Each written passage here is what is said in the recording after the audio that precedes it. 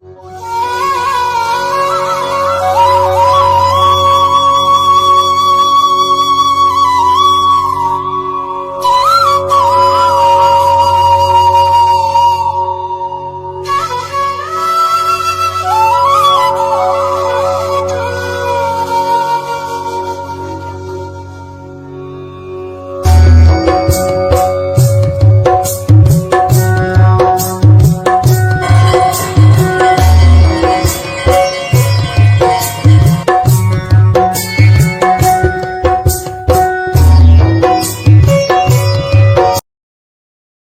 माता रानी का जो स्थापना या जो आप कह लीजिए कब से ये मंदिर है, जो अगर आप ग्रंथ पुराणों से अगर कुछ बता पाए तो।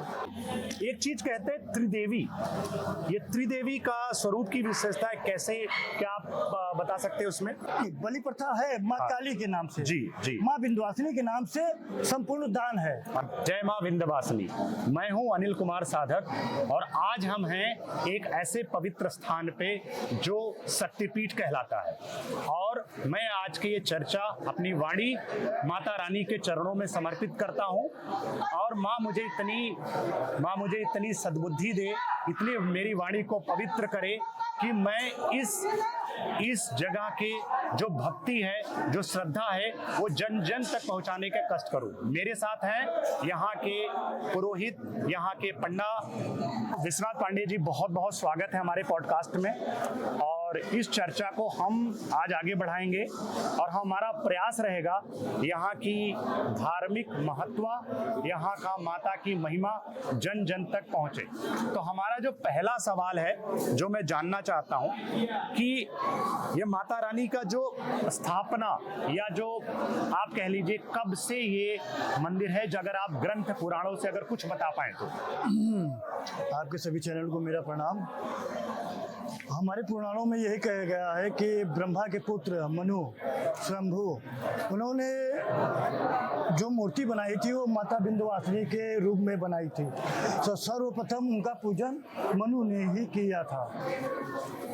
यहाँ तक ये वर्णन है हमारे। तो आप ये कह रहे हैं कि ब्रह्मा जी द्वारा, ब्रह्मा के पुत्र जी मनु स्वयंभू, मनु जी मनु ने इस प्राण प्रतिष्ठा या कह लीजिए मंदिर का स्थापना की थी, देवी की स्थापना की जी जी। तो आज जो हम यहाँ पे ये भौगोलिक परिस्थिति देख रहे हैं वो आज के हिसाब से है। आप कितनी जनरेशन से आप जानते हैं कि जहाँ पे इस मंदिर को आप लोगों ने देखा है, क्योंकि आपके पिताजी या दादाजी कब से आप जानते हो बेसिकली? आप ऑफ कोर्स हमारे बताया होगा। वैसे हमारे इधर 10वां पुस्त चल रहा है, और ये क्या बताएं, सैकड़ों हजारों सालों से देवी की विंध्य क्षेत्र में ही स्थापना है। वर्णों में तो ये गया है कि शुंभ निशुंभ का वध करने के लिए माता दुर्गा के अंश से माँ काली आई थी। अच्छा, उन्होंने ही संहार किया था जी। तो आप अगर ये बता सकें कि इस जगह का नाम माता विंध्यवासिनी क्यों कहा जाता है? विंध्य का क्या अर्थ है, अगर कुछ आप इस पे प्रकाश डाल सकें। ये विंध्याचल पर्वत की श्रेणी माना गया है जहां तक मेरा जानकारी है। क्या उस वजह से विंध्यवासिनी का मंदिर का नाम बोला गया है? जी जी, बिल्कुल बिल्कुल जी। तो आगे मैं जो बताना चाहूंगा, क्या ये जैसे 12 ज्योतिर्लिंग हैं, कई शक्तिपीठ हैं जी, क्या ये जगह शक्तिपीठ में आता है? आपके सभी चैनलों के भक्तों को मैं यही कहूँगा कि ये शक्तिपीठ और सिद्धिपीठ दोनों के रूप में आता है। अच्छा, यहाँ पर कोई अंग नहीं गिरा कि शक्तिपीठ कहलाए जी, यहाँ संपूर्ण माँ का रूप है। अच्छा, इसलिए शक्तिपीठ और सिद्धिपीठ के नाम से विख्यात है विंध्यवासिनी। तो आपने बहुत अच्छी बात बताई कि हाँ, माता का कोई अंग नहीं गिरा था, और ये शक्तिपीठ के साथ साथ क्या शक्तिपीठ और सिद्धिपीठ, ये बहुत ही रोचक बात है हमारे व्यूअर्स के लिए। ये सिद्धिपीठ कहा गया है इस विंध्याचल देवी का, और मैं तो बचपन से आ रहा हूँ यहाँ पे, और यहाँ की महिमा अलग ही है। एक कहा गया है कि रामायण दुर्गा सप्तशती या ग्रंथों में इस धाम का उल्लेख है। बिल्कुल बिल्कुल, ये मैं पढ़ा हूँ, अगर आप कुछ उस बारे में अपनी जानकारी दे सकें तो। आप मध्य भागवत में देख लीजिए और स्कंद पुराण में देख लीजिए, माता विंध्यवासिनी का नाम का वर्णन है जी, प्रख्यात है। और आदि अनादि काल से भक्त आस्था रखते हुए माँ के दरबार में आते हैं, दर्शन पूजन करते हैं, मनोवांछित फल प्राप्ति करते हैं। माता रानी सबकी मनोकामना पूर्ण करती है अनादि काल से। जी। एक कहा गया है कि नवरात्रि और गुप्त नवरात्रि, ये कहा गया है, तो नवरात्रि के समय में यहाँ कौन कौन सी साधनाएं या पूजा जो है होती है, अगर आप कुछ यहाँ के बारे में, क्योंकि आप खुद पंडा है, जो नवरात्रि या गुप्त नवरात्रि का भी एक उल्लेख मिलता है क्या कहते हैं ग्रंथों में, तो उस टाइम पे कौन कौन सी साधनाएं या पूजा महत्व है यहाँ पे? जैसे शारदीय नवरात्र होता है शरद और कुमार का, तो इसमें आप परिवार के साथ पूजन अर्चन कर सकते हैं, साधना कर सकते हैं जी। जो गुप्त नवरात्र होता है वो तांत्रिक क्रिया के लिए होता है जी जी, उसको सबसे नहीं बताया जाता है जी।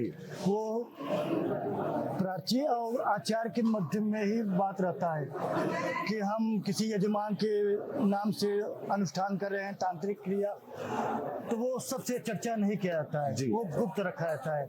इसलिए गुप्त नवरात्र में गुप्त क्रिया द्वारा उसका पूजन होता है। जी। एक चीज और मैं जानता हूँ, क्योंकि मेरा परिवेश गांव की तरफ का रहा है, तो एक मैंने सुना है कि जो तांत्रिक एक ढंग से बोल सकते हैं, वो कहते हैं कि यहाँ पे माता को बहुत सारे लोग आते हैं जो भी चीजें उनके समय में या जो उनके जीवन में परेशानी चल रही है, बहुत सारे लोग लाके यहाँ पे उसकी पीठ या कुछ कहते हैं ऐसा, वो क्या चीज है वो मैं जानना चाहूंगा। वो जैसे आप कहते हैं कि हम कोई भी प्रत्याय में फंस गए हैं जी, और हमारी मन में कामना है कि हमको जल्दी स्वस्थ हो जाए जी, तो देवी माँ आपके लिए हम ये कर देंगे। तो जीव के बदला जीव, बकरे हो गया, पीठ हो गया, ये भेड़ा हो गया, भैंसा हो गया, कुछ होते हैं माँ काली के रूप में तांत्रिक क्रिया करते हैं तो उसको काटते हैं, माँ काली बलि लेती हैं जी। और माँ विंध्यवासिनी संपूर्ण रूप का है, इसलिए वो बलि नहीं लेती, वो इसे दान में लेती हैं। अच्छा, तो यहाँ पे बलि प्रथा नहीं है? नहीं, बलि प्रथा है माँ काली के नाम से, जी जी, माँ विंध्यवासिनी के नाम से संपूर्ण दान है। अच्छा, दान है, लेकिन वो आपका आकर बकरा ऐसे दान दे सकते हैं। अच्छा, माँ के नाम से जी। एक चीज कहते हैं त्रिदेवी, ये त्रिदेवी का स्वरूप की विशेषता है, कैसे, क्या आप बता सकते हैं उसमें? विंध्याचल में त्रिदेव और त्रिदेवी जी ये प्रख्यात है, महाकाली, महालक्ष्मी, महासरस्वती जी। यहाँ से आप 3 किलोमीटर में माँ काली का मंदिर है, अच्छा, जो रक्त बीज महिषासुर वर्धनी जी, और वहाँ से 3 किलोमीटर आगे आप अष्टभुजा देवी है जी, जो कृष्ण कथा में वर्णन है कि कंस के हाथ से 8वीं कन्या के रूप में, बालक के रूप में कन्या बदला गई थी जी। वो आए हैं अष्टभुजा देवी कंस से छटक कर यहाँ पे जी जी। और जो माँ का रूप है वो अन्नपूर्णा रूप है जी जी जी, माता पार्वती का रूप जी। ये बहुत ही अलौकिक बात बताई पांडे जी ने कि यहाँ पे त्रिदेवी रूप का पूजन का विधि है, एक माँ काली का, माँ लक्ष्मी और माँ सरस्वती। सो त्रिदेवियों का यहाँ पे पूजन का विधि विधान है। और हम अपनी बात को आगे बढ़ाते हैं, कोई ऐसी चमत्कारी घटना या कुछ जो आपने अपने जीवन में यहाँ पे सुना हो या देखा हो या किसी से चर्चा हुई हो? जीवन में क्या, बचपन से देखते चले आ रहे हैं, माँ के ऊपर जो भी आस्था रखता है उसकी मनोकामना पूरी होती है, तो ये चमत्कार से कम है नहीं जी। इतने भीड़ होती है, इतना पब्लिक आते हैं माँ के नाम से आस्था रखकर, उनकी मनोकामना पूर्ण होती है ना, चमत्कार होता है ना, बिना चमत्कार के इतना नमस्कार हो रहा है। बिल्कुल। एक चीज मैंने बहुत सारे देखे, बहुत सारे जो सिंगर हैं, बहुत सारे कई सारे फेमस सिंगर हुए हैं या जो अपना सिंगिंग में कैरियर बनाते हैं, मैंने देखा है कि उनका जो कैरियर शुरुआत हुआ है, और बहुत सारे लोगों का यहाँ पे आई थिंक मनोज तिवारी का भी नाम आता है, जो कहते हैं कि विंध्यवासिनी माता के बहुत बड़े भक्त हैं, और बहुत सारे मैं लोग जानता हूँ वो यहाँ आते हैं। मतलब ये तो है अलौकिक शक्ति है, तभी हम आप यहाँ बैठे हुए हैं और हजारों लाखों की भीड़ होती है यहाँ पे। मेरा ये कहने का मतलब है कि ऐसी कोई चीज जो आप ये जो इससे मैं सिंगर की बात बता रहा हूँ, क्योंकि आज से अगर आप कई सालों पहले जाइए तो कोई नहीं जानता था उनको, लेकिन आज वो सब दुनिया जहां जानती है। तो ये माता की ही कृपा है, बिल्कुल कह लीजिए, और उनकी भक्ति और श्रद्धा है। अब मैं अपने अगले पड़ाव की तरफ बढ़ता हूँ, जो बेसिकली होगा ये जो पूरा कॉरिडोर बना है अभी, ठीक है, इसका प्रबंधन आज के समय में कौन करता है, और प्रशासन की क्या भूमिका रहती है, और आप लोगों की क्या भूमिका रहती है? देखिए, जब से ये कॉरिडोर बना है जी, पब्लिक का दबाव ज्यादा हो गया है, दबाव, तो प्रशासन और बिंद पंडा समाज ये दोनों तालमेल के साथ चलते हैं। कम भीड़ रहता है तो पंडा समाज अपना व्यवस्था बना लेता है, जब ज्यादा भीड़ होता है तो प्रशासन का सहयोग लेना अनिवार्य होता है। जी जी, तो इसलिए प्रशासन और पंडा समाज तालमेल से जो भी यात्री आते हैं सुलभ से वो दर्शन माँ का कर अपने घर प्रस्थान कर पाए। जी, एक कोई ऐसी परंपरा बताइए जो आप बहुत सालों से देख रहे हैं, कोई हवन या संध्या वंदन या कोई आरती जो कई सालों से आप देखते आ रहे हो। अब जब से ये सन 2083 से बिंद पंडा समाज का स्थापना हुआ है, तब से माँ का प्रतिदिन 4 आरती होता है। अच्छा, 4 आरतियों का? हाँ, सुबह मंगला आरती, दोपहर में रात्रि आरती, शाम को छोटी आरती, और रात में बड़ी आरती होने के बाद 12 बजे माँ का शयन लग जाता है आम दिनों में। रात को 12 बजे? रात को 12 बजे आम दिनों में। नवरात्र के पर्व में ये मंदिर चारों आरती के बाद खुला रहता है। जी, अच्छा, तो ये बहुत दर्शकों के लिए जानना एक बहुत ही विशेष है कि यहाँ पे 4 टाइम की आरती का विशेष महत्व है, जो आई थिंक आप सुबह कितने बजे आरती स्टार्ट होती है? सुबह 4 से 5। 4 से 5।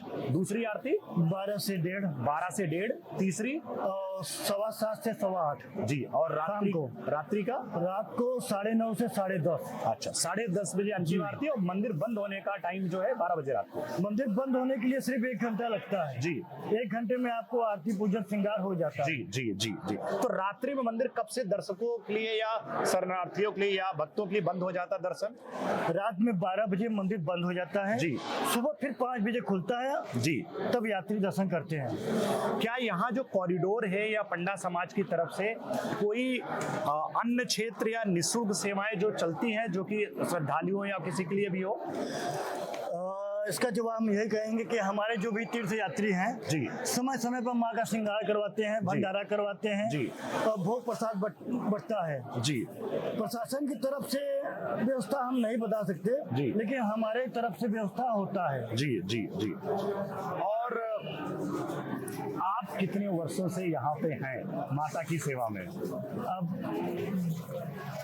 क्या बताएं, जैसे होश हमारे माँ की सेवा में ही लगे हैं, वैसे तो हमारा 10 पुष्ट चल रहा है। तो आप ये कह रहे हैं 10वीं पीढ़ी चल रही है सेवा में माँ के। तो ये बहुत ही अचरज वाली बात है। अगर आप एक आदमी की एवरेज लाइफ 60 इयर्स भी आप लगाते हैं और ये बोल रहे हैं कि 10वीं पीढ़ी इनकी जो है माता की सेवा में है, तो 60 into 10 लगभग 600 साल से तो ये कह रहे हैं कि माता की सेवा में है। अब आप सोच लीजिए ये मंदिर कितना पुराना होगा। ठीक है, अगली बार मैं आगे बढ़ता हूं इस बात को। आप पहली बार जब आए, जब भी बचपन में या जब भी आप पहली बार, अगर आप पहला अनुभव बता पाए जब आपने पहली बार माता के दर्शन किए होते, तो उस समय तो हम बच्चे थे जी। जहाँ तक हमको याद है अपने होशो हवास में जी, कि जब हम पहली बार आए थे तो इतना विकास नहीं हुआ था। अच्छा, छोटे छोटे रास्ते थे आने के, और गंगा जी से जब स्नान कर हम मंदिर पे चढ़े, पहली बार अनुभव से घड़ा में जल लेकर माँ के दरबार पहुंचे, तो अपने आप को पुरोहित न समझ कर एक आम भक्त समझे जी। दरबार गए, उनके सीढ़ी पर जल गिराए, फिर वो अंदर गए, गणेश द्वार पे जल गिराए, माँ के सम्मुख खड़े होकर बड़ा अपने आप को भयभीत महसूस हुआ कि आज हम माँ का दर्शन कर रहे हैं। डर लग रहा था कि हम माँ के सामने खड़े कैसे हैं, वो तेज हमको माँ के स्वरूप में मिल रहा था जी। तो ये बहुत, एक चीज और मैंने देखा यहाँ पे बहुत सारे नव दंपति जो होते हैं जिसकी शादी होती है वो आके दर्शन करते हैं, उसकी क्या विधान है? जैसे होता है ना कि एक लड़का और लड़की जब शादी होता है जी। दो परिवार के बीच में संबंध बनता है जी। तो आदि शक्ति और आदि पुरुष का मिलन होता है जी। तो उसको चलाने के लिए धन की जरूरत होता है, लक्ष्मी जी। और लक्ष्मी की देवी है माता विंध्यवासिनी। इनको आगे आकर नमस्तक होना पड़ता है हर दंपत्ति को कि माँ हमारे जीवन में सुख संपत्ति संपदा धन वैभव यश सब आपके आशीर्वाद से हमको दोनों को प्राप्त हो। जी। तो एक चीज मैं और पूछना चाहूंगा, आप कोई अपना पर्सनल अनुभव जो साझा कर सकते हो, जो कि आप, ये कहते हैं ना हर की एक, हम मनुष्य हैं और हमारे लिए सब कुछ एक सबकी धन वैभव सबको चाहिए होता है, एक कोई ऐसी चीज हो जो आपने मांगा हो और माता रानी की कृपा से पूरा हुआ हो? मतलब अगर आप डिटेल में नहीं बताना चाहते चलेगा। नहीं ऐसी बात नहीं जी। हम आपके चैनल पे छोटी मुँह बड़ी बात होगी भाई, हम लोग छोटे ब्राह्मण हैं, पीढ़ी दर पीढ़ी माँ की सेवा करते चले आए हैं, धन का कभी वैभव रखा नहीं, लेकिन जब अपने समय पे हम आए तो थोड़ा सा स्थिति परिस्थिति बहुत कमजोर था जी। परिवार बहुत बड़ा हो गया था, परिवार में थोड़ा सा अनबन होता था, परिवार बढ़ता चला गया जी। कई साल किराए पे होने के बाद एक मन में कामना थी कि अपना घर हो जाए जी। बस वो माता ने हमारे कामना पूरा कर दिया। आज हम अपने दम पे पिताजी को अपने घर पे बैठा है, यही बड़ी बात है हमारे लिए। तो हमारी कोई कामना नहीं है। आपकी माता जी ने कृपा सुनी और आपको एक घर दिया। जी ठीक है। आप अगर ये बताएं कि कोई ऐसे विशेष मंत्र या कुछ जो है, जो कोई मंत्र या कुछ ऐसी विधि हो जो कि यहाँ पे भक्तों को करना चाहिए? देखिए मंत्र तो बहुत है देवी के उपासक के रूप जी। में, लेकिन सबसे सिंगल और सरल है माँ का मूल मंत्र, जय माँ दुर्गा जय माँ तारा दयामयी कल्याण करो। फिर से आप अपने दर्शकों को बताना कहेंगे कि किसी भी देवी के सक्षम आप खड़े होकर यही बोलिए, जय माँ दुर्गा जय माँ तारा दयामयी कल्याण करो। हिंदी में सबसे सरल माँ को मनाने वाला ये मंत्र है। कोई भी रुचि हो देवी माँ आपसे तुरंत मान जाएंगे। जय माँ दुर्गा जय माँ तारा दयामयी कल्याण करो। बहुत ही सुंदर, क्योंकि मैं खुद ध्यान करता हूँ, मैं खुद मेडिटेशन करता हूँ, और आपने देखा होगा कि जब मैं मंदिर की लाइन में था मैं लगातार चैंट कर रहा था, और जब मैं मंदिर में घुसा हूँ, ये मेरा पर्सनल अनुभव मैं बता रहा हूँ, और कई बार क्योंकि मैं अक्सर अलग अलग मंदिरों में जाता हूँ, मुझे महाकाल मंदिर में जो एनर्जी फील हुई थी, ठीक है, क्योंकि मैं खुद साधक हूँ, साधना करता हूँ, जो मुझे महाकाल मंदिर में एनर्जी फील हुई थी, लगभग मुझे वैसी ही एनर्जी यहाँ पे फील हुई जब मैं मंदिर के गर्भगृह में घुसा हूँ। ये आपने अनुभव किया है ना, ये हर कोई अनुभव करता है जी। जब कभी आप तीर्थ स्थल पे जाएं, और वो भी शक्तिपीठ और सिद्धिपीठ के स्थल पे आ पाए, यहाँ सब नहीं आ पाते हैं, पहली बार ये जान लीजिए। जी। जिनकी माँ का आदेश मिलेगा वही दरबार में आ पाएगा और कोई नहीं आ पाएगा। जी। जी। या आप, एक चीज और मैं जानना चाहता हूं कि जो पहली बार दर्शन करने आ रहे हैं माता के दरबार में, क्योंकि ये जो पॉडकास्ट होगा ये पूरे इंडिया में होगा, साउथ पार्ट का दक्षिण भारत है, उत्तर वेस्ट सब जगह ये पॉडकास्ट होता है, और मेरे बहुत सारे फॉलोअर्स जो है इंग्लिश में या हिंदी में, क्योंकि इसका ट्रांसलेशन इंग्लिश हिंदी दोनों में जाएगा, तो जो फर्स्ट टाइम यहाँ पे आए, ठीक है, उनको लिए क्या क्या विधि है, कैसे आए यहाँ पे, किस गेट से जाए, क्या करे, थोड़ा सा विशेष अगर बता सके तो। देखिए आपके चैनल के माध्यम से आप माता के जितने भी भक्त हों जी, वो कोई भी साधन पकड़ कर आ जाए विंध्याचल जी। आने के बाद 4 गेट बना है जी। प्रथम पुरानी वीआईपी गेट, जी। द्वितीय न्यू वीआईपी गेट, जी। द्वितीय कोतवाली रोड, जी। और चौथा गेट पक्का घाट। जी। ये 4 गेट बने हैं मंदिर को प्रवेश करने के लिए। जी। जी। जी। आप आए, भीड़ भाड़ देखें, माँ के खिड़की से लाइन चले जाए, जी। माँ को सक्षम देखें, माँ से नैन मिला ले, माँ के चरण को पादुका को प्रणाम कर कर, ये हो गया पहला दर्शन। जी भीड़ देखें। जी दूसरा ये हो गया कि ज्यादा भीड़ देखें जी।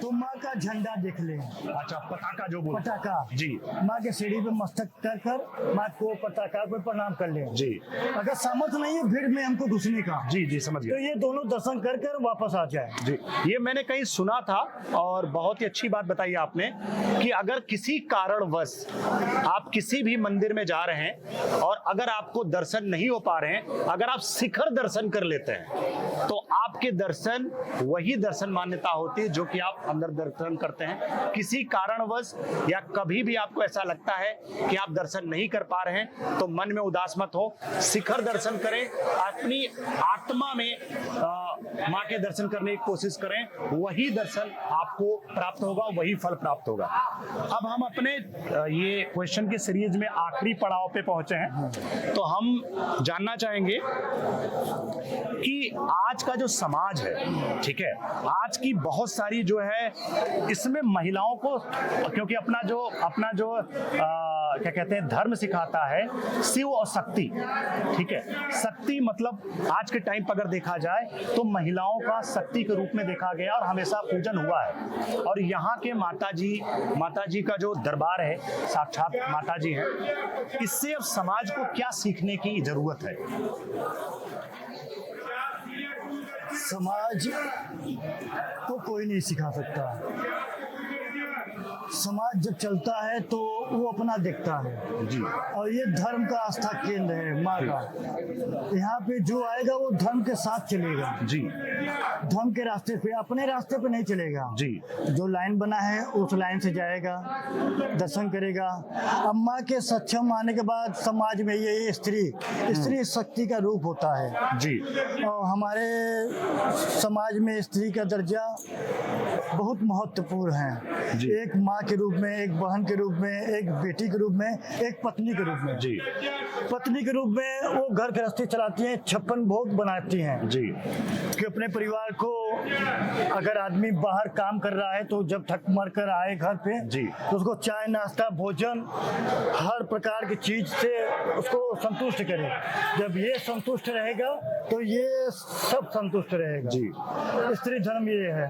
माँ के रूप में आप जानते हैं, डांटती है, मारती है, ख्याल करती हैं, बहन छेड़ती है, परेशान करती है, लेकिन प्यार भी बहुत करती है। जी। पत्नी जो सुख दुख में साथ चलती है। अगर कोई ये गलत है तो आपको कहेगी अगर गलत है तो ये रास्ता है, हमारे साथ चलिए। अगर ये गलत है तो मैं भी चलूंगी गलत के साथ में। ये हमारे समाज में स्त्री का महत्व बहुत ऊंचा है। एक चीज और मैं जानना चाहता हूँ, क्योंकि बहुत सारे लोग हैं, जैसे हम आप भाग्यशाली हैं कि माता के इतने करीब हैं। बहुत सारे लोग हैं जो कि देश विदेश और जैसे मेरे ही कुछ क्लाइंट हैं, वो जो स्कॉटलैंड, स्वीडन, यूके यहाँ पे रहते हैं। अगर क्या यहाँ पे कोई ऐसी व्यवस्था है जो कि डिजिटल रूप में वो दर्शन करना, जिसकी क्या ऐसा कोई यहाँ पे मंदिर प्रशासन की तरफ से कोई चैनल या लाइव दर्शन या कुछ ऐसा है जो कि आज के समय में उपलब्ध है कि नहीं? अभी ऐसी कोई व्यवस्था नहीं है। नहीं, जब से ये टेक्नोलॉजी सबके हाथ में मोबाइल आया है जी। तब से हर लोग अपना व्यवसाय माँ के नाम से, तीर्थ स्थल के नाम से, जी। पर्सनल अपने नाम से, ब्लॉग पेज और प्रोफाइल अपना चलाते हैं जी। ऑनलाइन दर्शन। हमारे कुछ यात्री हैं जो विदेश में रहते हैं जी। नवरात्रि के समय में वो उनका अनुष्ठान चलता है जी। उनके नाम से मैं स्वयं संकल्प लेकर उनका अनुष्ठान करवाता हूँ। जी जी जी। समय समय पर भोग प्रसाद वो वहीं से घर से पेमेंट मेरे अकाउंट में भेज देते हैं। जी। समय समय पर भोग प्रसाद, दिया, श्रृंगार, जो पूजन का सामग्री होता है। जी, जी। भाई कोई भी चीज खरीदने के लिए धन चाहिए। बिल्कुल। और धन जब किसी के आप देंगे तभी वो सामान खरीद पाएगा। जी, ये बहुत अच्छी बात बताई, क्योंकि हमारे धर्म में कहा गया धर्म अर्थ काम मोक्ष। तो अगर कोई भी व्यक्ति जीवन में सबसे पहले क्या बोला गया, धर्म। धर्म का मतलब ये होता है पहले धर्म हो, उसके बाद अर्थ हो, कि धर्म के अनुसार जो अर्थ कमाया गया है वही आपको काम और मोक्ष दे सकता है। आप जो है धर्म अर्थ काम मोक्ष, वाकई क्या कहते हैं, अर्थ का बहुत बड़ा महत्व है, ये हम बिल्कुल मानते हैं। और आप ये बोले, अगर आपकी भाषा में जानना चाहूं, कोई ऐसा माँ का मंत्र या श्लोक जो आप अपने जीवन में करते हैं और जो बता सके, क्योंकि कई सारी साधनाएं गुप्त होती हैं, कई साधनाएं आदमी की अपनी आत्मीयता के लिए होती है, तो मैं इस बात के लिए आपसे जबरदस्ती नहीं करूंगा, बट कोई ऐसा श्लोक या जो कि आप खुद अपनी प्रेयर में या अपने क्या कहते हैं पूजा में शामिल करते हो। पूजा में तो पूरा पद्धति है, तो हम किसका वर्णन क्या करें जी। बस यही कहते हैं माँ से कि सर्वा बाधा विनमुक्तो धन धान सुतामुतो मनुष्यो मत प्रसादेना भविष्यति न संशय। हे माता रानी, आपके सम्मुख हम आए हैं अपने परिवार का दुखड़ा सुनाने। आप जगत जननी हैं, आप परंपरा महामाया हैं, आप हमारे परिवार की रक्षा करें। हम मनुष्य प्राणी क्या जाने इस माया के फेर में, आप हैं सर्वज्ञानी, आप हमारा उद्धार करें। बहुत। तो हम एक अंत में एक आपसे पूछ रहे हैं कि माता को, आप हमारे जो श्रोता हैं या हमारे जो व्यूअर्स हैं, उनके लिए जो अगर कोई एक संदेश देना चाहें इस माता के धाम से, तो हम बहुत कृपा होगी। हम सभी जो माँ के भक्तों को मैं यही कहूँगा कि माता बुलाएंगे तो आप दौड़े चले आएंगे। अब यहाँ आने के बाद ये न सोचिए कि हमको माँ का चरण पकड़ के रोना है, ये देखिए कि माँ के सम्मुख खड़े होकर आप अगर माँ से प्रार्थना के रूप में कुछ भी बोलते हैं तो माता रानी अवश्य आपकी सुनती हैं, और फलस्वरूप आज नहीं तो कल नहीं परसों आपकी जरूर सुनेंगी, फल मिलेगा। देर है पर अंधेर नहीं है, माता सुनती हैं, सबकी सुनती हैं जी। तो आप ये देख रहे हैं, ये पॉडकास्ट हम मंदिर परिसर के पास, आप देख सकते हैं कई बार हम पॉडकास्ट के दौरान बहुत सारे लोग आ जा रहे हैं, तो ये धाम में हम हैं, यही माँ की कृपा है। और आज हम जो भी यहाँ से जानने का प्रयास किया, जो भी समझने का प्रयास किया, वो मैं अपनी वाणी माता के चरणों में अर्पित करता हूँ। जो भी मेरा छोटा सा प्रयास था इस धाम की महिमा पहुँचाने के लिए, जो भी मेरा प्रयास था, मैं माता के चरणों में समर्पित करता हूँ। बहुत बहुत धन्यवाद आपका पंडित जी इस चर्चा में शामिल होने के लिए। फिर अगली कड़ी में हम मिलेंगे किसी और धाम में, किसी और मंदिर की महिमा के साथ। तब तक जय माता दी। जय माता दी।